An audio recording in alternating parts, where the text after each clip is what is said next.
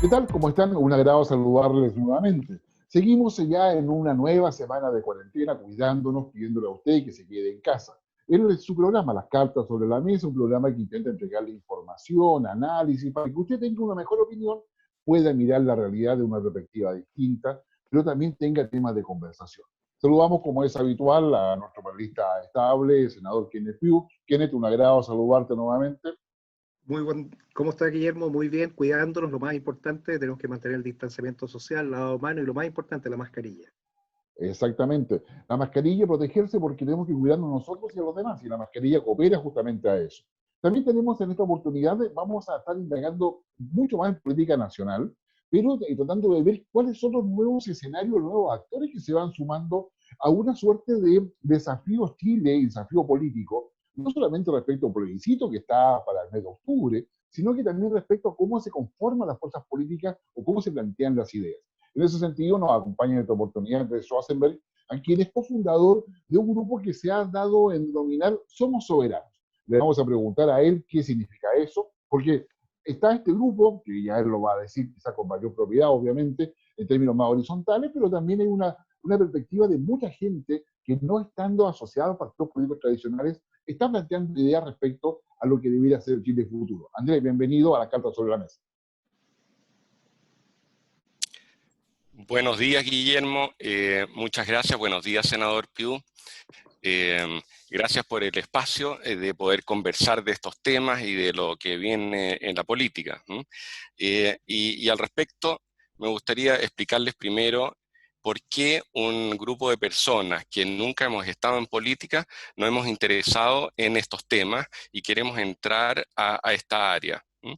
Y la explicación es por lo que hemos estado expuestos como país en los últimos años. Hemos visto un deterioro en las instituciones, tanto de la sociedad, en algunas instituciones, como del Estado, que se han estado deteriorando.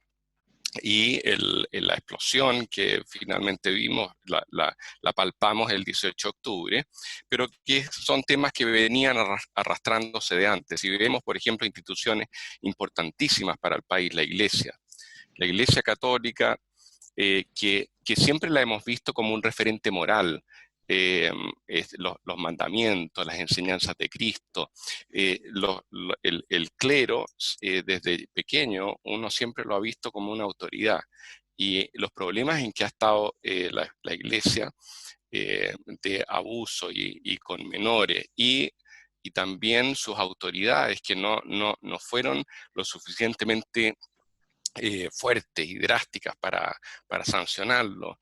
Vemos la familia, nuestras familias, nuestros padres siempre fueron un referente de autoridad y de respeto. Hoy día en las familias que hay muchas madres solteras, la gente, los papás llegan muy tarde a las casas por el tema del transporte público, están poco tiempo con los hijos están en ambientes de droga. Hay todo un desafío ahí y problemas en las familias de hoy día respecto a lo que estábamos acostumbrados en la sociedad.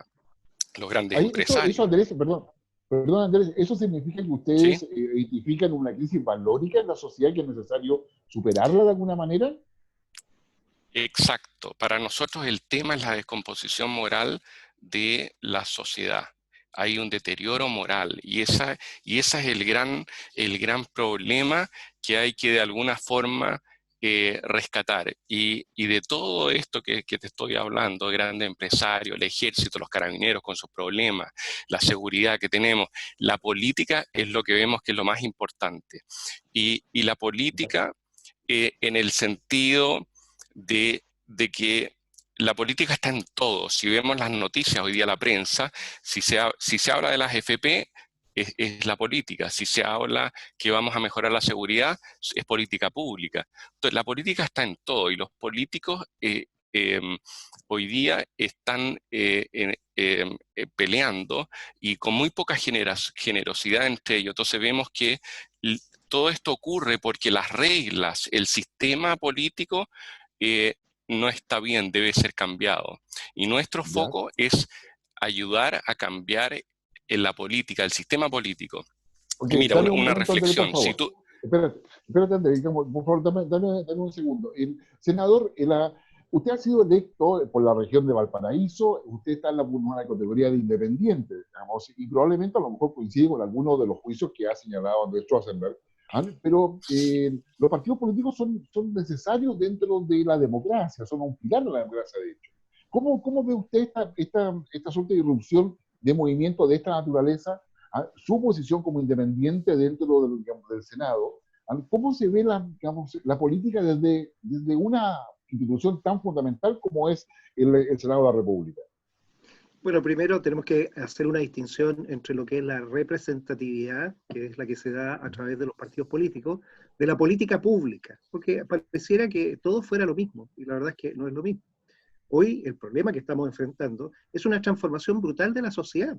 Vamos a una sociedad digital donde la representatividad la expresan las personas instantáneamente, quizás hasta con un like, me gusta, no me gusta.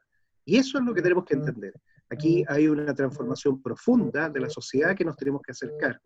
Por lo tanto, todos los esquemas que veníamos usando de antes tienen que ser repensados. Y eso es lo que está en estos momentos la ciudadanía exigiendo. Tomemos un ejemplo. Se acaba de votar hace muy poco tiempo atrás el tema de las reelecciones. ¿Por cuánto tiempo debieran quedar las autoridades en su lugar? Y es más, se produjo toda una discusión de si aquellos que estaban los incumbentes tenían que seguir o no tenían que seguir. Bueno, de estos ejemplos prácticos es donde la ciudadanía sí tiene mucho que decir. Y hoy las personas tienen que tener confianza en que su voto es un voto válido y valorado. ¿Dónde está nuestro problema? En la educación cívica. Muy poca gente vota. Y cuando muy pocos votan, se nos producen los problemas de representatividad de qué es lo que queremos como país. La pregunta al fondo es, ¿qué proyecto país queremos? ¿Cuál es el Chile que queremos construir? Y ese Chile que tenemos que construir, ver cómo desde los diferentes sectores podemos acordarlo. Si no tenemos un plan común, algo que nos diga hacia dónde queremos ir, es muy difícil. Esto es mucho más allá que los programas de los gobiernos de turno. El programa de gobierno de turno tiene 4 años. Incluso coaliciones que han cambiado, los presidentes o presidentas, han cambiado sus programas de gobierno, lo cual es un desastre. Chile entonces no tiene esa capacidad de mirar su futuro, no tiene esa capacidad de comprometerse y todos juntos salir adelante. Probablemente esta pandemia, una de las enseñanzas que nos va a dar va a ser esa, el cuestionamiento, pero ¿cómo hacemos para contribuir? Yo valoro las iniciativas ciudadanas porque esa es la sociedad civil organizada.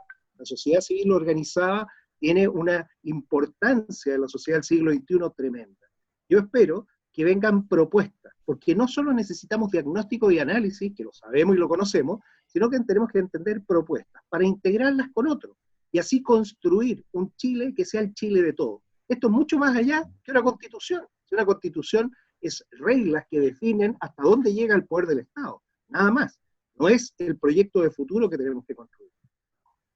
Sí, Andrés, la propuesta de ustedes, a ver, tú has dicho que somos soberanos, es un grupo de amigos que es horizontal, que es transversal y que están actuando frente al vacío que ha dejado la política tradicional, ¿ya? Y para poder recuperar valores de la sociedad. En esa perspectiva, ¿hay una propuesta de futuro detrás o solamente arreglar lo que está mal hoy día en el presente?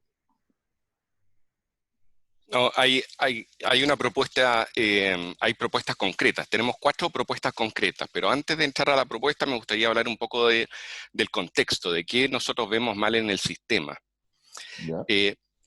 Vemos que pueden haber varios problemas, pero vemos 2 principales. El primero es que el sistema presidencial hace que el botín a capturar para repartir después cargos es demasiado grande, es demasiado importante. Hay demasiado en juego, si gano o pierdo.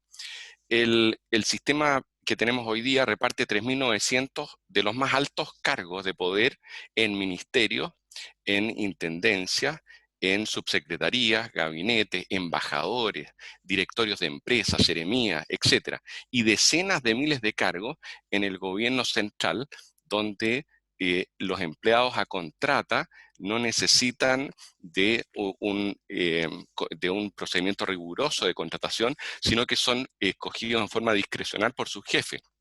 Y eso fue cambiado en el tiempo. La ley original de los empleados, de los funcionarios públicos, dice el 80% debe ser empleados de planta y el 20% contrata.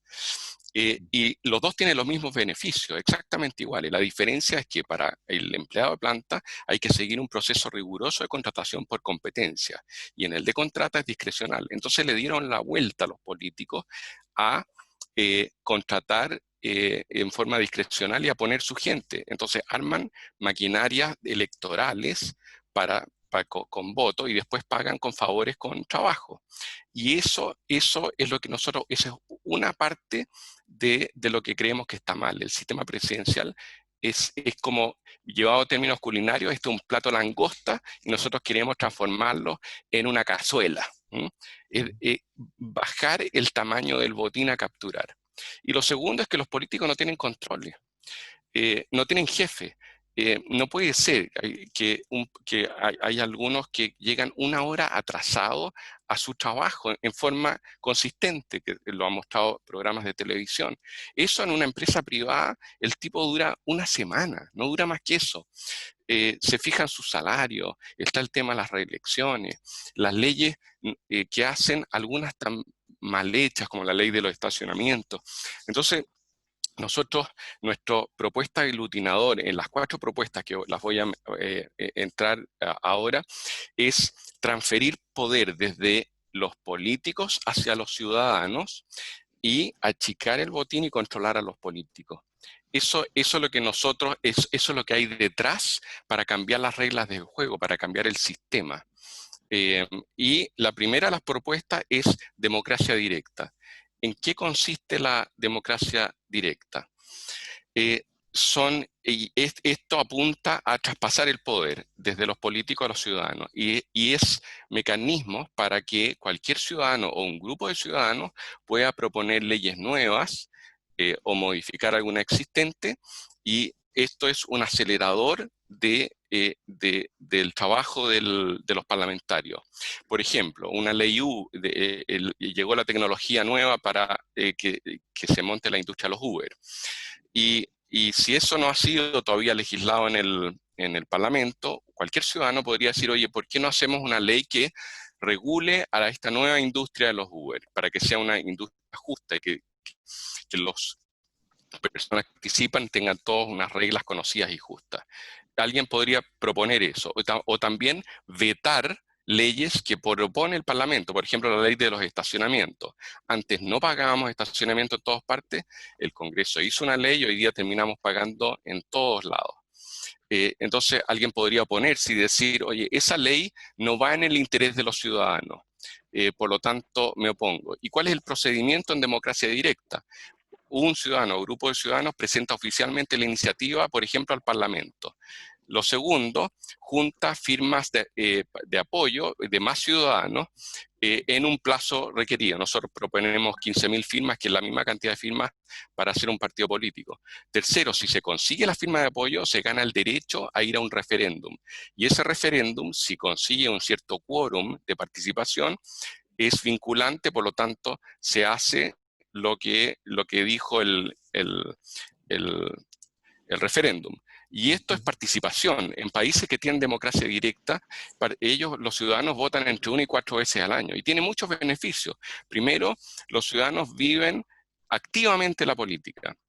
Hay menos riesgo de estallidos sociales porque la participación actúa como una válvula de una olla a presión. Los ciudadanos parten teniendo control sobre los políticos. Entonces, es algo que creemos que aporta a cambiar la forma en que se hace la política. Esa es la primera de las propuestas, democracia directa. Ya, y digamos, vengámonos ahí un momento, Andrés. Digamos, Kenneth, ¿cómo ves tú esa primera propuesta de Somos Soberanos? Bueno, mira, aquí estamos, para que las personas lo entiendan, mejorando el motor del vehículo para que funcione bien. El tema es este vehículo, este Estado, acordémonos los 3 poderes del Estado, el poder ejecutivo, el legislativo, el judicial, tiene que funcionar bien. Pero ¿hacia dónde va el vehículo? Eso es lo primero. O sea, lo primero, yo entiendo y me gusta la propuesta porque es exactamente la línea en que aquellos que estamos en política estamos. Yo quiero decirle a Andrés que una de las cosas que se está estudiando es pasar de un régimen presidencial a uno semipresidencial.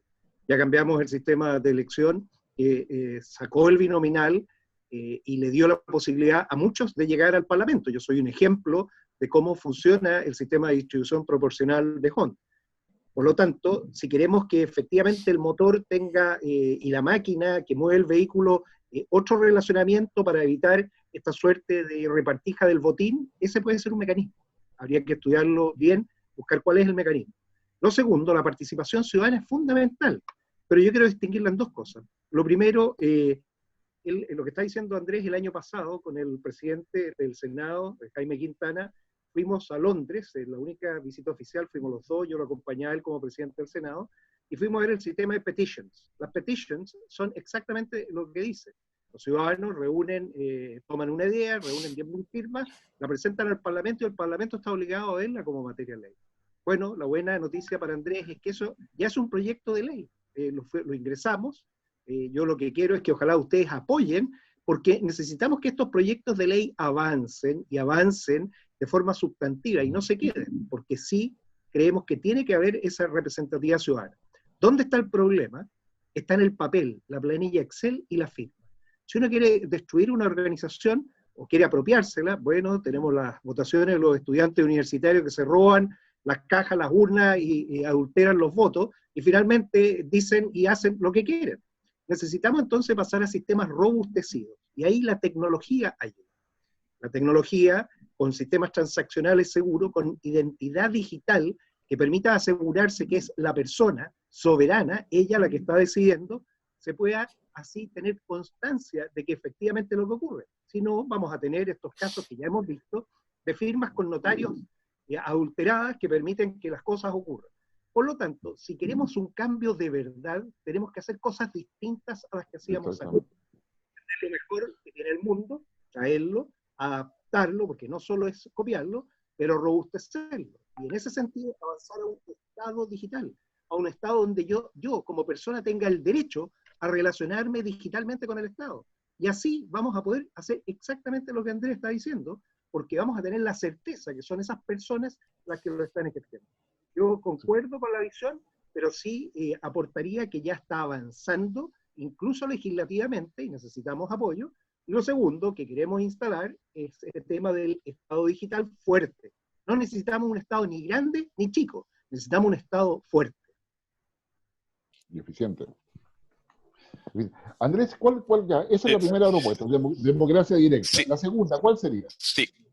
Mira, antes de eso, lo que dice el senador Piu es música para mis oídos, es maravilloso. Y qué bueno que estén en eso. Nosotros miramos hacia atrás lo que han hecho en el Parlamento respecto a democracia directa. Se han presentado alrededor de 7 propuestas en el pasado por distintos sectores y nunca prosperaron.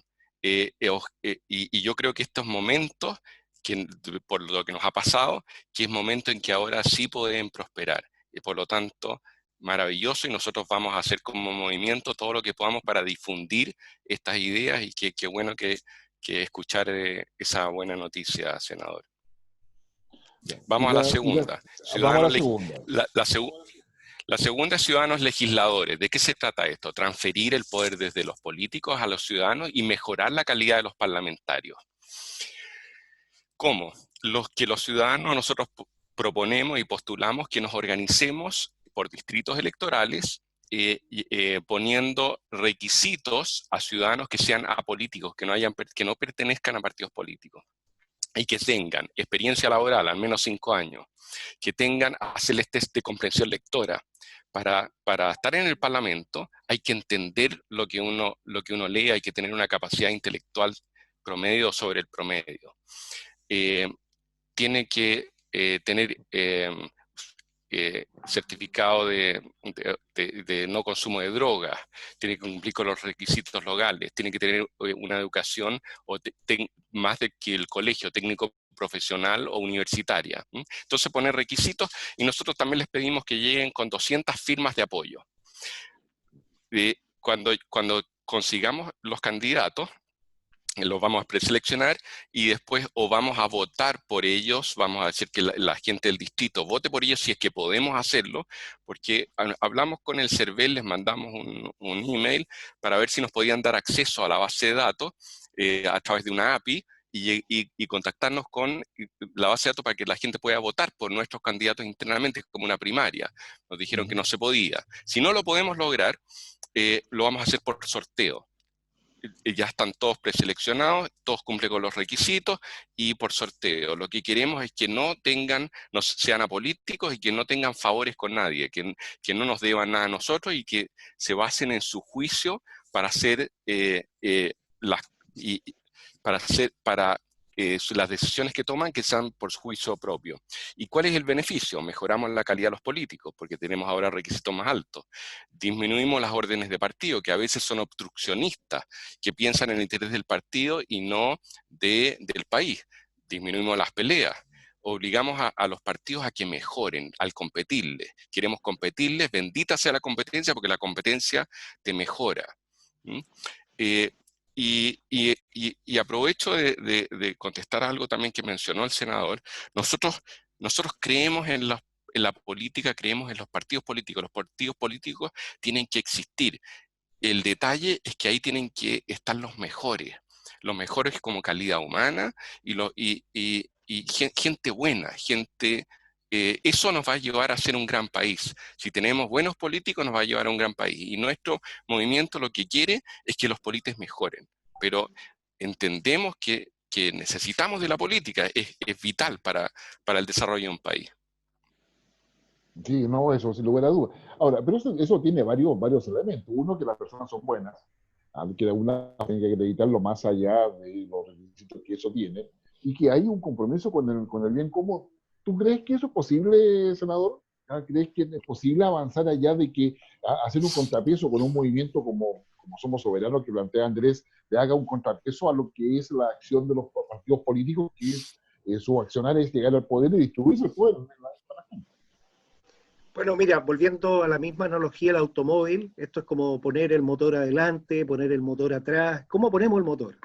El motor, algunos países, el Parlamento, lo han definido que tiene que ser bicameral. ¿Y por qué? Porque siempre es bueno tener procesos, pero algunos, y de la línea anglosajona, han decidido que unos son electos y los otros son by appointment.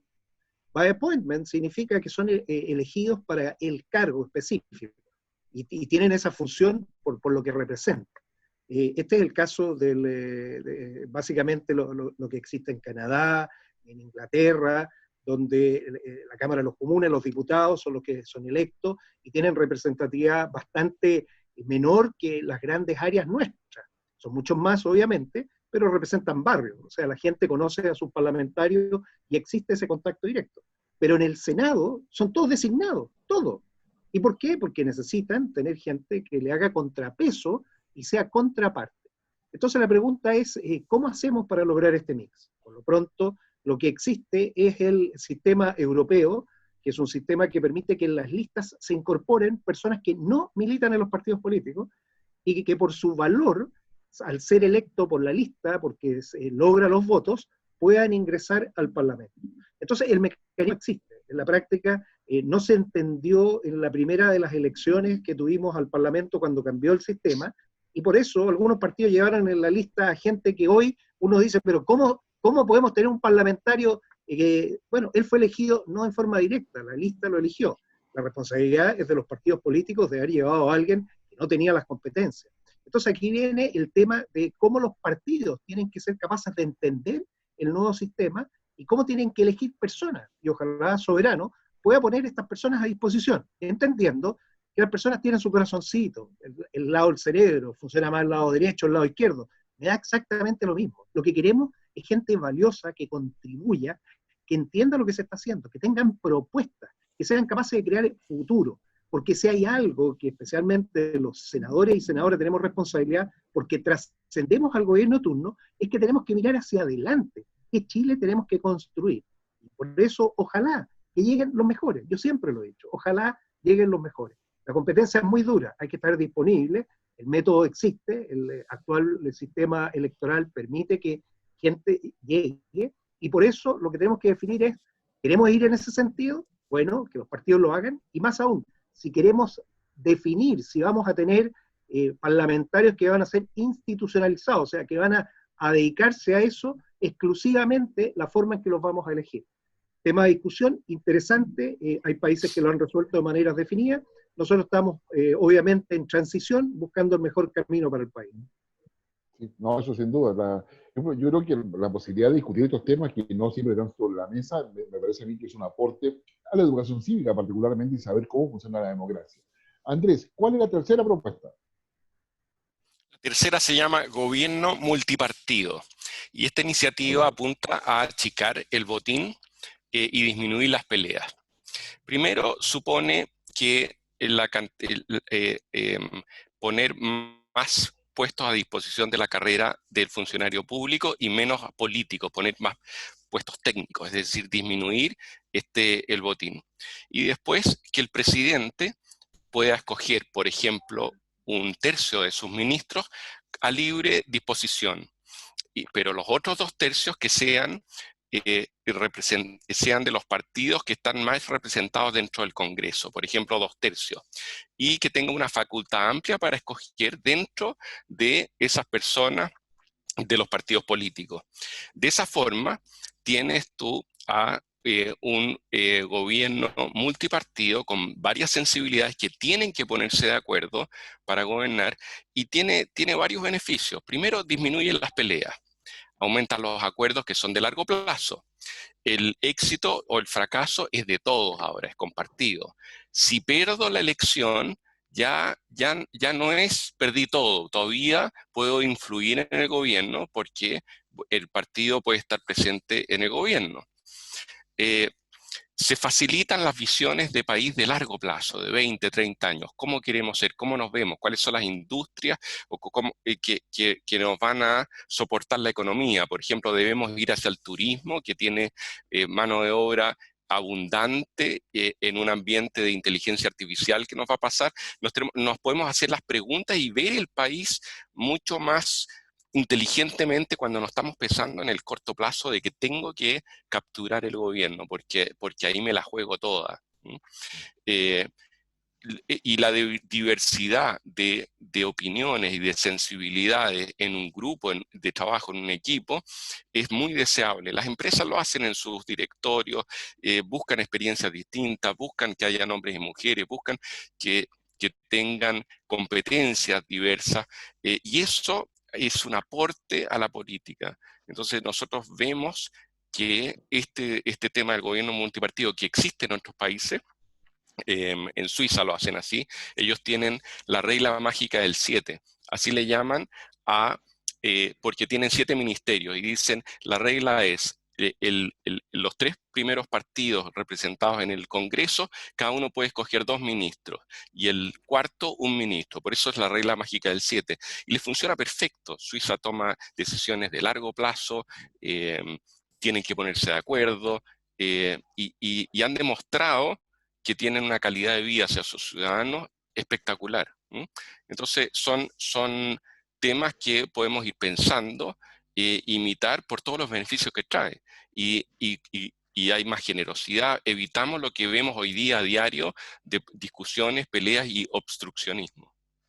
Sí, no, no se logra duda, o sea, fortalecer la burocracia, generar más participación, a establecer una mejor meritocracia en la designación de los cargos, me parece que es un buen contrapeso por lo de los partidos políticos.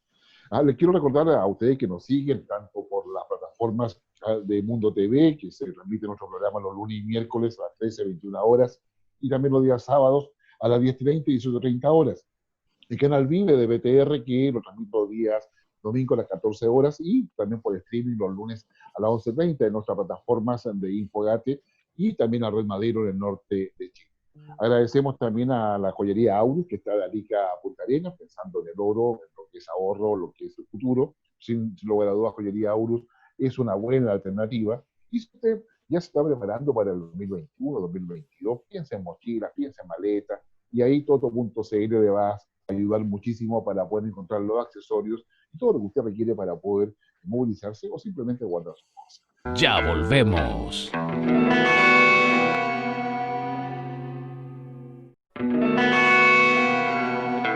Estamos de vuelta. Ya estamos de regreso nuevamente a las cartas sobre la mesa. Un programa que busca entregarle información, entregarle análisis, entregarle temas para que pueda conversar, aprovechando que usted está en casa, que debemos quedarnos en casa y cuidarnos, ponernos mascarilla, cuidarnos nosotros, cuidar al otro, ser solidarios, ser generosos también respecto a lo que es la salud y respecto a lo que es cuidar nuestra sociedad.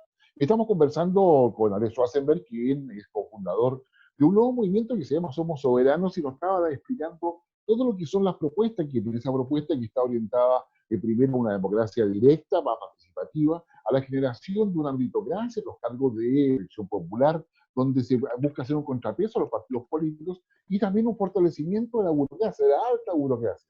Va pensando en una suerte de la Suiza, pensando en la suerte de democracias que han sido exitosas, tanto en lo político como también en el desarrollo socioeconómico, el desarrollo humano. Hay algo, digamos, de lo último, como nos decía Andrés, senador, hay algo que en Chile hayamos podido estar avanzando, tenemos la cultura cívica, que tú lo mencionabas inicialmente, como para poder sostener esta suerte no sé si llamarle modelo suizo o no, pero una democracia que efectivamente sea más eficiente a través de una burocracia mucho más potente. ¿Cómo lo ves tú, senador? Bueno, efectivamente ese es el tema que se está discutiendo ahora. ¿Por qué? Porque se quiere rediseñar el Estado. El Estado se tiene que modernizar. La modernización no es de tecnología, no es cuántos computadores compro, es de personas, es cómo cambio la cultura de las personas.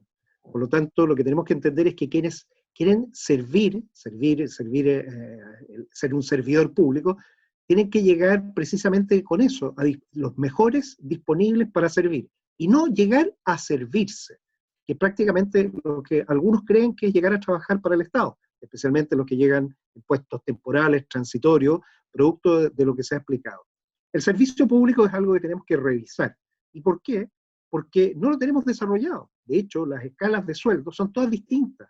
Y ahí viene la primera discriminación. ¿Cómo es posible que en unos ministerios ganen más que otros por hacer lo mismo?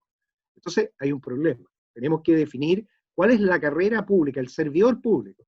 En los sistemas anglosajones, el civil servant, de una persona que se va desarrollando, que se va perfeccionando y que tiene una escala de sueldo conocida, esté en el ministerio que esté. Y tienen que rotar, las personas tienen que rotar dentro del sistema público, porque si no ocurren estas verdaderas chimeneas. Estos no, ni siquiera son feudos, los feudos son europeos. Estos son encomiendas, donde hay señores encomenderos que tienen tierras y tienen almas que disponen de ellas como quieren. Entonces, tenemos un problema serio de nuestro Estado de la forma que es. El movimiento social, recordemos, estuvo basado en la desconfianza y en el descrédito, no solo del aparato privado, del maltrato que tenían, sino que también el maltrato público. No tratan bien a la gente. El servicio público no trata bien a las personas. Hay un tema de trato que tenemos que también avanzar y poner en la ecuación. Y eso se tiene que evaluar, y obviamente las personas que trabajan en el Estado, si no están a la altura, bueno, tendrán que dejarlo, o tendrán que ser multados. Lo mismo que decía Andrés respecto a los políticos que no llegan a la hora. Si no llega a la hora, se les descuenta el sueldo. Muy simple y sencillo. No fue a las sesiones, se les descuenta la sesión. Porque si no, las personas no entienden y no son capaces de hacer. Mejorar los sistemas de control. Pero en cuanto a cómo conducir el vehículo, porque esa es la segunda parte, ¿quiénes son los que van a conducir el vehículo? Efectivamente, tenemos que definir si vamos a seguir entregando el poder absoluto en el sistema presidencial extremo que tenemos, en donde el presidente decide todo, y lo decide de la forma que quiera. Y obviamente la primera pugna es con los partidos de su coalición. ¿Quiénes son los que logran más? ¿Quiénes son los que logran menos? Y este es un problema grande. La forma intermedia de resolver esto va a sistemas semipresidenciales. ¿Y por qué? Porque en eso se asegura que se tiene mayoría en el Parlamento, y la mayoría del Parlamento es la que permite conducir al país, que es lo que tenemos ahora, que tenemos todo lo contrario. Hemos elegido un presidente con una alta mayoría con los que votaron, pero como el Parlamento está en minoría, el sistema está estancado. No sirve, o sea, el sistema actual no sirve y nos ha demostrado que todo esto nos complica. ¿Qué es lo que buscaremos entonces? Una propuesta, y esa es parte de la reforma constitucional. No es necesario votar la Constitución, se puede perfectamente reformar, y con una reforma precisa podemos instalar estos temas y perfeccionar nuestra democracia, con un sistema que sea mejor, que decida de qué forma se eligen a las personas, cómo se distribuye el poder de las personas, cómo se limita el poder del Estado finalmente. Y ahí a mí me gusta, y le he dado muchas vueltas a este tema, los sistemas semipresidenciales. Y probablemente definir el jefe de Estado que se preocupe de los temas permanentes, que trabaje incluso con los miembros del Parlamento y de los poderes del Estado que dejaron de ser, para formar un grupo de planificación estratégica, porque también hay que entender que los gobiernos de turnos están absortos con la realidad, la hipnosis de lo inmediato, que les impide estar pensando futuro. Así es. Como un jefe de Estado lo asesora con gente con experiencia, que ha pasado por los puestos más importantes y que tiene transversalidad política, porque ahí sí tiene que haber transversalidad, eso le va a permitir a los gobiernos de turno seguir la senda de la mejor forma posible. Y ahí buscaríamos una mejor forma para lograrlo. O sea, yo creo en esos sistemas que no concentren tanto el poder en las personas y que las mismas instituciones, los ministerios, no concentren tanto también el poder en los funcionarios medios, porque si uno le entrega demasiado poder a una persona, bueno, esa persona hace lo que quiere. Bueno, eso era digamos, la base del pensamiento liberal en el siglo XVII, en términos de que el poder absoluto corrompe, cualquier persona que tiene poder va a querer beneficiarse de eso. Y efectivamente hoy día lo que se trata es cómo se hace el contrapeso del poder y de qué manera se logra establecer con una visión a largo plazo, justamente lo que es la acción de la política, o sea, digamos, el buen ejercicio del poder en buenas cuentas. Pero Andrés, nos queda una cuarta propuesta de lo que somos soberanos. ¿Cómo sería eso? Sí, mira, la cuarta es modernización del Estado, que ya ha salido algunos temas de esto en lo que acaba de decir el senador. Para nosotros modernizar el Estado tiene dos partes. La primera es cómo resolvemos los problemas, es la forma de resolverlos. Esa es una parte que hay que modernizarlo y voy a entrar en eso. Y la segunda es modernizarlo en algunas áreas específicas. El primero, la carrera funcionaria, esto del senior service que nos decía recién el senador, hacer una carrera funcionaria que digitalizar el Estado y poner énfasis en la transparencia. Entonces voy a partir primero por el lado de cómo enfocar la resolución de problemas. Para esto vimos qué hacen otros países y nos enfocamos en Australia, en Nueva Zelanda y en Escocia. Y principalmente nos fuimos a Nueva Zelanda. Nueva Zelanda es muy parecido a nosotros en varias cosas. Primero, al ser isla, tiene mucho mar por todos lados. Nosotros tenemos mar a través de toda nuestra larga costa. Ellos son agrícolas, son muy fuertes en la lechería, en la agricultura, están en el mismo hemisferio nuestro, tienen el mismo clima, tienen población indígena, tienen dos tipos de población indígena, los ciudadanos del Pacífico y los maorí. Nosotros tenemos los mapuches. En el norte, los atacameños, los aymara. Entonces, somos países similares. Y ellos, a fines de los 80, tuvieron un grave problema económico. El Banco Mundial les dijo, mira, si ustedes no son más eficientes en cómo administran su Estado y no controlan este déficit que tienen, no les vamos a pasar más plata. Los neozelandeses miraron qué hacemos y dijeron, vamos a modernizar y vamos a ser más eficientes, nos vamos a modernizar como Estado. Entonces nombraron gerentes generales en los ministerios. Y ellos tienen 10 ministerios, pusieron 10 gerentes generales y el ministro, el cargo político, estaba un periodo más corto, el gerente general estaba hasta 8 años en su cargo. Y le dieron mucha autonomía para resolver los procesos, para resolver el tema técnico dentro del ministerio y hacerlo más eficiente en el uso de los recursos. Y el ministro político estaba para comunicar las cosas y tener la sensación del problema y traerla hacia el ministerio, hacia la agencia. Entonces, y esto les dio muy buen resultado. Fueron tremendamente eficientes estos gerentes generales técnicos y cómo armaron el tema técnico y profesionalizaron el Estado, capacitaron a su gente. Y eso llegó hasta un grado de desarrollo en que ya no pudieron avanzar más. Y ahí hicieron una segunda modernización, donde dijeron, bueno, ahora tenemos problemas que son multisectoriales, que no solamente afectan a un ministerio, sino que afectan a varios. Y decidieron concentrarse en pocos problemas, los definieron muy bien, y por ejemplo, lo que hicieron con los problemas es, primero, medirlos, medir todo lo que pudieron para definir el problema. Después asignaron las responsabilidades en estos equipos multisectoriales y armaron procesos colaborativos y finalmente establecieron un reporte. Los problemas, dijeron, los vamos a poner nuestras metas, en 5 años los vamos a resolver, vamos a partir hoy día desde este indicador y tenemos que llegar hasta este otro, y cada 6 meses lo comunicaban a su población. Entonces, por ejemplo, ¿cuáles son los problemas que ellos definieron? Siempre los ejemplos concretos ayudan a imaginarse las cosas. Ellos dijeron que tenían un problema en la gente que está más de 12 meses recibiendo plata del Estado porque está sin trabajo y está recibiendo beneficios de desempleo. Ok, esa tasa que hoy día que la tenían en 20%, dijeron en 5 años tenemos que bajarla al 10%. Después se fijaron en la reincidencia de los criminales, de las personas convictas, salían de la cárcel y volvían a reincidir. Tenían una tasa del 30%, bajémosla al 20%. Estoy dando ejemplos así.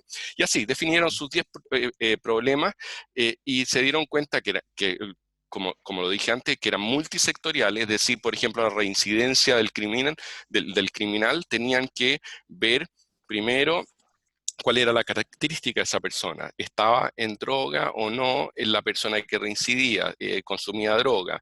¿O tenía un oficio o no tenía un oficio? Había que enseñarle entonces cómo era su barrio donde él llegaba y se reinsertaba. ¿Las empresas le daban trabajo o no le daban trabajo a los exconvictos? Y fueron midiendo y metiéndose en cada una de estas cosas y de nuevo analizando en forma multisectorial. Entonces, hacia allá nosotros vemos que deberíamos avanzar también en colocar personas técnicas, mucho profesionalizar el Estado, capacitarlos en este tipo de resolución de problemas y resolver los problemas en forma más moderna. Y en este esquema ya no está la izquierda y la derecha o los que piensan de un lado o de otro lado, sino que resolvamos los temas en forma técnica y no ideológica. Esa es una parte. Y la segunda es lo que decía antes, gestión de personas. Hay que hacer una carrera funcionaria. Y la carrera funcionaria es lo mismo que se hizo con la carrera docente. En la carrera docente se dijo, oye, el que no se quiere cambiar a la nueva carrera docente, que la definieron en 5 pasos, con capacitaciones para ir pasando de un escalón al otro, está bien, pero el nuevo que entra como profesor entra a esta nueva carrera docente. Lo mismo que hacer en la carrera funcionaria, donde se les vaya capacitando, vayan rotando, como decía el senador, y ahí hay mucho que hacer por la trampa que hay hoy día, que es el 70% de los empleados son a contrata y no son de planta, para poder designarlo en forma discrecional por el partido político y devolver favores. Eso hay que cambiarlo, hay que hacer una carrera funcionaria. Y ese cambio sería maravilloso, sería espectacular para el país, sería realmente bueno. Hemos crecido 2,5 veces la cantidad de funcionarios en los últimos 20 años. Y por estos incentivos mal hechos. El segundo, el Estado digital. El Estado, deberíamos tener una gran base de datos centralizada donde los servicios se conectan y obtienen la información que requiere. Toda la transacción debería ser, de las transacciones que hay en el Estado, deberían ser totalmente públicas. Y revisar los procesos. Cuando tienes una base de datos centralizada, pues comienzas a revisar cómo es mi servicio cuando me piden un pasaporte, me piden un carnet de identidad, tengo que liquidar las pensiones, el FONASA. Todo, si llegas a una base de datos centralizada donde no hay redundancia de proceso y de información, es mucho más ágil todo el servicio que se le presta al ciudadano. Y transparencia se ha avanzado mucho. Ahí termino. La transparencia sí, Guillermo, adelante. No, es que, o sea, por una parte, digamos, lo que uno percibe es que es necesario fortalecer el Estado, y fortalecerlo mucho para que tenga una intervención social en términos de eficiencia, una intervención de mercado en términos de mejor distribución, pero al final del día significa fortalecer el Estado. Que si yo voy a decir, o sea, somos soberanos, yo entiendo, digamos, que coloca al Estado como el gran articulador de la sociedad, ¿vale? Y deja un poco de lado esta suerte de pugna entre Estado y mercado, sino que el mercado tiene su rol, pero es el Estado el que articula a los elementos que están ahí. ¿Cómo lo ves tú, Kenneth? ¿Estaríamos más o menos de acuerdo con esta idea?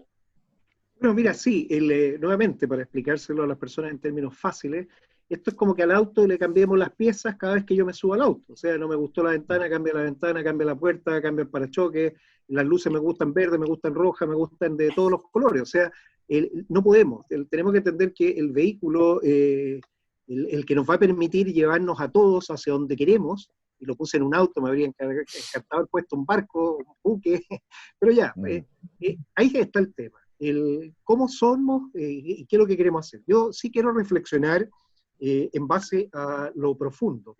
¿Qué necesitamos? Más data y menos guata. Fíjate lo que te estoy diciendo, más data y menos guata. O sea, tomar evidencia y tomar nuestra política pública basada en evidencia, política pública 2.0, y no en base a lo que creemos que nos gusta otras cosas. O sea, más data y menos guata, o más data y menos relato. Más data y menos relato, de repente el relato, claro, es muy bonito y todo, pero ese humo confitado no sirve. O sea, es entender que las cosas, las decisiones, tienen que estar basadas en mediciones concretas, y no solo eso, hay que hacer el seguimiento.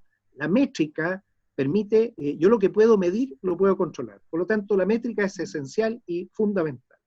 En ese sentido, se ha avanzado al menos, y ya apareció la necesidad de gobierno digital, de definir el modelo de interoperabilidad del Estado. Lo puedes encontrar en mercado público. Se hizo un llamado a un RFI, Request for Information, porque el Estado no ha definido cuál es su modelo de interoperabilidad, cómo se intercambia la información entre uno y otro, los datos. Yo lo que sí estoy, y en ese sentido quizás corregir a Andrés, no es bueno tener una base de datos. Si tú tienes una base de datos, se corrompe, se ataca, se destruye, es muy riesgoso. Modelos de estados digitales que podemos comparar es el de Estonia. Estonia, en el 2007, fue atacado por los rusos, le destruyeron el país por 26 días, y llegó a definir la democracia digital más avanzada, el estado digital más moderno, y todas sus bases de datos están todas separadas, todas distribuidas, y todas en base a blockchain. Blockchain es una tecnología que permite transacciones seguras replicadas entre todos. O sea, todos respaldan a todos. Y esa es la garantía que evita que sea necesario la tercera persona confiable, vale decir, el banco o el notario. Ojo, que también son instituciones que están en riesgo, porque las tecnologías seguras son confiables, y las personas, cuando tú hablabas de transparencia, bueno, los actos públicos van generando en cada transacción la transparencia necesaria. Y no ocurre lo que ocurre hoy en día, que todas las autoridades que estamos en cargos definidos, que tenemos que hacer nuestro reporte de todos nuestros intereses y nuestro patrimonio, todos los años lo hacemos a mano. No, si el sistema cada minuto debiera decir si yo soy dueño, no dueño, tengo, no tengo, hago o no hago. ¿Por qué? Porque son transacciones y no lo que la persona decide informar o no informar. Creo entonces en este estado digital, creo que es necesario avanzar, pero este es un cambio cultural. Y ahí viene la parte de la formación. Necesitamos formar mejor a los servidores públicos. Y esa formación para todos. Y obviamente, si podemos crear la carrera funcionaria y con reglas claras, tratar de que la mayor cantidad de gente se incorporen, y si no, buscar planes para también darle oportunidad a las personas a que den espacio, porque el Estado es limitado. No hay espacio para todo el mundo. Y tenemos que definir también cuánto es la dotación de personas que son propias para una cierta función, porque hoy en día no cuesta nada agregar un escritorio más a la oficina, inventar una firma más o un timbre más. Entonces, si no tenemos eso controlado, es imposible armarlo. La forma entonces es ir a presupuestos de base cero, porque esto se financia. Y ahí es donde está quizás el problema de continuidad que hemos venido haciendo, que siempre se asigna el mismo presupuesto del año anterior. ¿Para qué? Para hacer las mismas cosas. Este año, por primera vez, el ministro Briones tuvo la genialidad de decir, mire, ¿sabe qué más? Vamos a partir de cero. ¿Y qué significa esto? Justifíqueme todo lo que tiene que hacer. En términos prácticos eso se llama el P por Q, o sea, precio por cantidad. ¿Qué cosas tiene que hacer? ¿A qué efecto quiere lograr? Si logramos controlar el gasto público con sistemas transaccionales seguros, el Estado empieza a cambiar solo. Ese es el primer mecanismo de control. Nosotros tenemos que pensar en sistemas realimentados, en cascadas. Básicamente 3 cascadas de los 3 niveles de dirección estratégica, operacional y táctica. Vale decir, lo que está definiendo la visión de Estado, la del gobierno de turno y la que está ejecutando cada año cada uno de los administradores. Si eso se conecta, vamos a saber cómo el país funciona y hacia dónde está yendo. Pero si no tenemos mecanismos de control interno, interrelacionados entre ellos e interdependientes, es muy difícil. Esto no es solo un tema de la Contraloría de la República como órgano externo, si ve si la plata se gasta o no se gasta y si no se la roba. El tema no es robarse la plata, es que los fondos pueden estar muy mal usados. Uno puede tener una empresa certificada con una ISO 9001, excelencia de servicio, para hacer salvavidas de plomo. Para decir, hago un salvavidas perfecto con la norma, pero la persona se me va a ahogar igual, pues se va a ir al fondo del mar. Bueno, ese es el estado con la Contraloría. Estamos certificando procesos que probablemente los resultados que tienen son pésimos. Y ahí viene la evaluación, y más adelante es un buen ejemplo, porque, por ejemplo, en temas de pueblos originarios, lo resolvieron hace 140 años. Estuve reunido el año pasado con la ministra Majute, la ministra de Desarrollo Indígena, y ella estaba feliz de ser de una comunidad indígena costera, en donde valoraba mucho el trabajo de los maoríes en el mar. Yo le he pedido ayuda para esa experiencia, llevarla a Rapa Nui y Isla de Pascua. ¿Por qué? Porque necesitamos aprender que el desarrollo es lo que nos permite crecer. En la medida que se desarrolla conocimiento, el conocimiento va generando riqueza.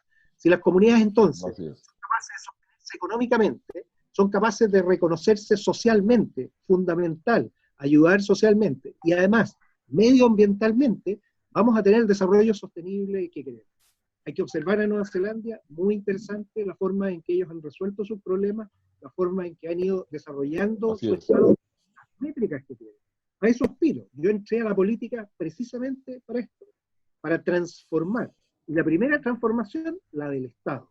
El Estado tiene que dar el ejemplo a lo digital, pero con ciberseguridad. Y solo para terminar, no puede haber transformación o transición hacia lo digital si no se hace con ciberseguridad. Y ahí he propuesto que la región de Valparaíso sea el polo de desarrollo de las tecnologías digitales seguras, de la ciberseguridad, tal como en Israel es Beersheba. ¿Por qué? Porque el Estado decidió desarrollar un territorio en medio del desierto y en ese lugar, con una universidad y con los beduinos, sacar adelante la capital de la ciberseguridad de Israel.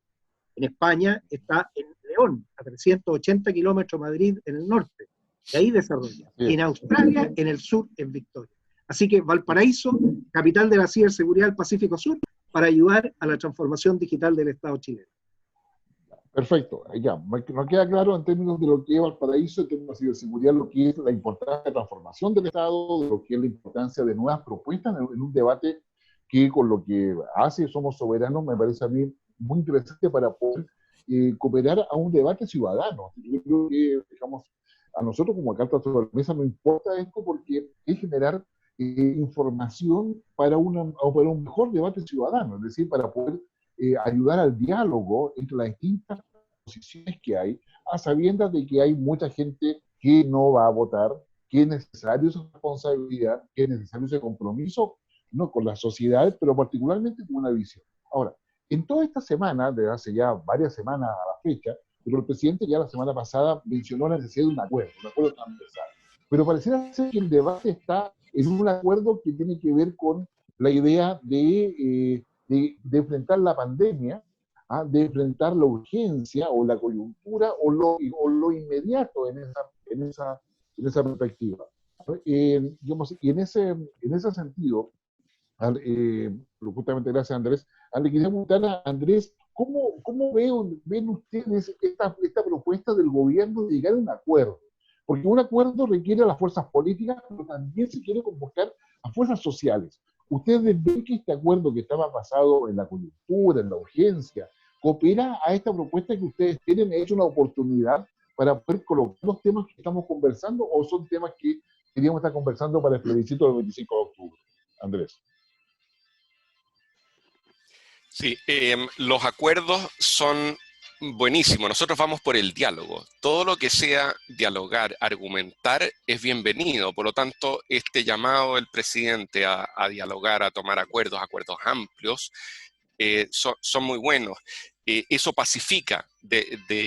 Lo que necesitamos justamente hoy día es paz social y no violencia. Entonces los acuerdos a nosotros nos parecen fantásticos, el llamado del presidente. Ahora esperamos que los políticos estén a la altura del llamado y que efectivamente lleguen en forma humilde y generosa a escuchar y ceder, porque para llegar a acuerdo hay que ceder. Exactamente, y ceder significa capacidad de escuchar al otro, de poder ver las propuestas. Y yo, que la verdad quiero agradecer muchísimo, Andrés, la gentileza de poder contarnos un poco los proyectos, las propuestas que ustedes tienen. Me parece que es un aporte al debate político, al diálogo político. Kenneth, 15 segundos para poder decir la última palabra antes de despedir. Bueno, estamos enfrentando la crisis sanitaria más grande de la humanidad, y este es un tema global y que impacta a Chile fuertemente. Por lo tanto, tenemos que entender que hay que ser conscientes primero sanitariamente, no contagiar al resto y no contagiarse uno. Hoy hemos ya superado con creces los contagios, incluso con China, que fue donde partió. Y eso habla mal de una sociedad que no se cuida. Y lo segundo, tenemos que cuidarnos económicamente, ahorrar, no gastar más allá de lo que necesitemos, y también entender que este fenómeno que se ha instalado es transitorio. Por lo tanto, prepararnos para nuevamente recuperar la capacidad económica del país y crecer. No se trata de destruirnos. Y ahí la paz social que decía Andrés, fundamental. Los diálogos esenciales, y vamos a estar siempre disponibles para ello. Muchas gracias, Kenneth. La verdad es que nuestra democracia necesita ideas, necesita acción, necesita también pensar a futuro. Y los acuerdos son claramente necesarios. Debe ser inclusivo y deben entender a esa visión de un mejor Chile, de una mejor sociedad. Y es ahí donde las ideas propuestas por Somos Soberanos, la voz de su fundador, y que está en todo el proceso de instalarse como un referente dentro del debate, digamos, que nos ha presentado Andrés Schwarzenberg, es importante, la visión de la experiencia como senador independiente, que aparece conjunto con el cambio del sistema electoral, como el senador Kenneth Pugh, nos da una perspectiva clara de que el debate sí contribuye a la inclusión, sí permite ese diálogo, y que ese diálogo tiene que ser, digamos, claramente en términos de un mejor desarrollo del país. A ustedes les agradecemos que nos siguen semana a semana a través de la Red Madero del Norte, a través de Facebook Live, a través de la Red Mundo TV o Canal Vive en BTA. A quienes nos permiten estar con ustedes, Joyería Auros, de Arica a Punta Arenas, para que puedan ustedes tener el ahorro, pensar en una transacción que hoy día cada vez es más relevante en la economía, no solamente de los países, sino que también en la individual. Y para aquellos que les gusta viajar o guardar sus cosas, toto.cl, mochila, maleta, accesorios, lo que ustedes necesiten. Kenneth, muchas gracias como siempre. Andrés, un agrado haber podido conversar con ustedes.